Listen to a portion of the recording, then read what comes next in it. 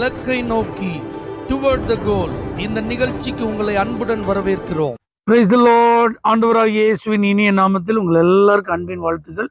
பிலிப்பியர் 3:20 நம்முடைய குடியிருப்போ பரலோகத்தில் இருக்கிறது. தேவனுடைய பிள்ளைகளே, இந்த பூமி நமக்கு நிரந்தரம் அல்ல.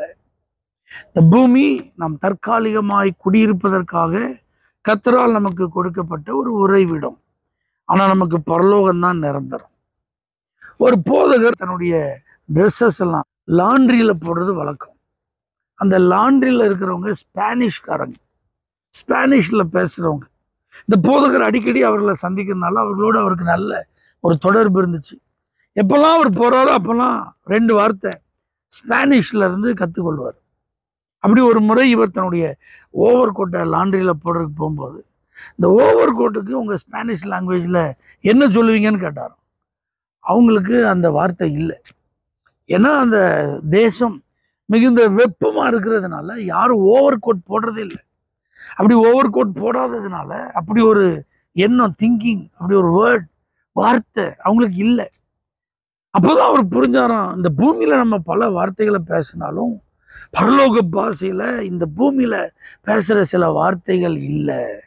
என்ன அப்படின்னாங்க, வியாதி இல்லை, கண்ணீர் இல்லை, துன்பம் இல்லை, துயரம் இல்லை, அங்கே இருள் இல்லை, அங்கே பசி இல்லை, அங்கே தேவனே நித்திய வெளிச்சமாக இருப்பார். அப்போ நம்முடைய வாழ்க்கையினுடைய நோக்கம் என்ன அப்படின்னா, இந்த பூமி எனக்கு நிரந்தரம் இல்லை. நான் ஒரு நாள் கண்டிப்பாக எங்கே தான் போகணும்? பரலோகத்துக்கு போகணும். எனக்கு ஒரு வாடாத ஜீவ கிரீடம் காத்திருக்கு. நான் நித்திய ஜீவனை சுதந்திரிக்கணும். இதுதான் நம்முடைய ஒவ்வொரு நாளும் நம்முடைய எதிர்பார்ப்பாக இருக்கும். ஏன்னா அங்கே இருந்து நம்முடைய ரட்சகர் வர எதிர்நோக்கி காத்து கொண்டிருக்கிறோன்னு அந்த வசனம் முடியும்.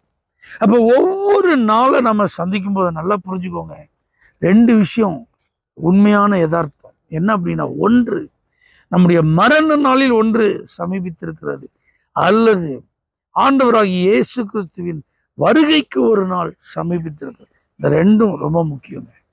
அப்ப தேவ பிள்ளைகள் நாம எத்தனை பேர் இன்னைக்கு இயேசு வருவார் என்கிற எதிர்பார்ப்போடு வாழ்றோம்? நம்ம பிளான் பண்றது தப்பு இல்லை.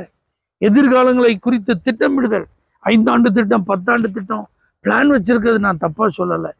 எல்லாம் இருந்தாலும் இன்னைக்கு இயேசு வந்தா அவரை சந்திக்கிறதுக்கு நான் ஆயத்தம். அந்த மனநிலையோடு நம்ம இருக்கிறோமா?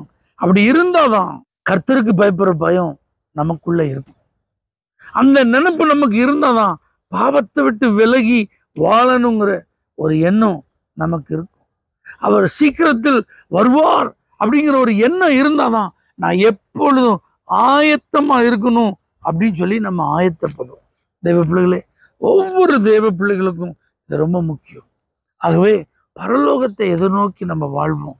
இயேசு கிறிஸ்துவின் வருகை மிக சமீபம் என்பதை அறிந்து கரை திரை அற்ற ஒரு மனவாட்டியா, புத்தி உள்ள ஒரு கன்னிகையா நாம் வாழ நம்மை ஆயத்தப்படுத்துவோம். அவருடைய வருகையில் நாம் காணப்படுவோம்.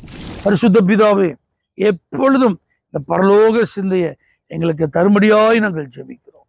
இயேசுவின் நாமத்தில் பிதாவே, ஆமென்.